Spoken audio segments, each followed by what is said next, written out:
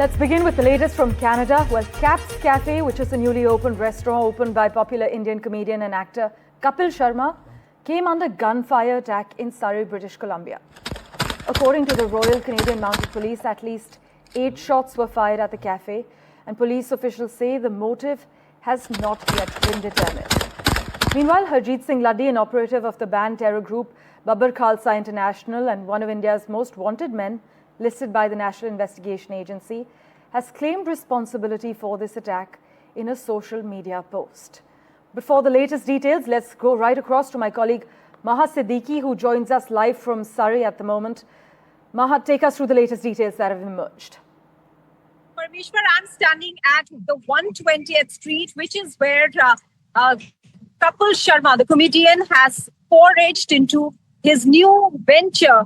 In fact, a new business entirely, that of running restaurants. This was the restaurant that already had a soft launch. It's called Café.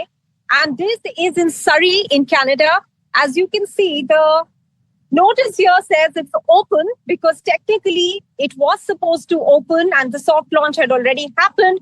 But the incident that has taken place early this morning at 1:50 a.m. is what Surrey police says is when they received a call saying that there has been a shooting outside this restaurant is when, in fact, the Surrey police came and started investigating the matter. I'll just give you a peek inside the cafe. As you can see, it's all done up beautifully in white and pink. And that is one of the reasons that it was gaining a lot of traction, not just because of the brand that Kapil Sharma himself is, but also because of the kind of decor. And now I'll take you to the alley just behind this restaurant. It is actually here, and this is across the street. If you can just see that side of the road. Across the street is where the assailants seem to have come in a car and fired 8 rounds. And this caused damage to the property. And I'll just show you the glass shards that are lying over here. You can see the damaged property over here of Café. The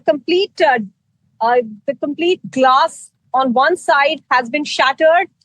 2 other pieces of, 2 other sets of windows have also been damaged. The restaurant is yet to start taking in patrons. So there was no patron at the time that this restaurant actually saw the shooting take place, but there was staff inside, and this has been confirmed by the Surrey police. They said that the staff was inside this place, and I'll give you a sneak peek from here, where you can see how this establishment actually looks like. The staff was inside this place, and it's not a very big cafe, as you can see. I don't know if you can make out that this is not a huge cafe.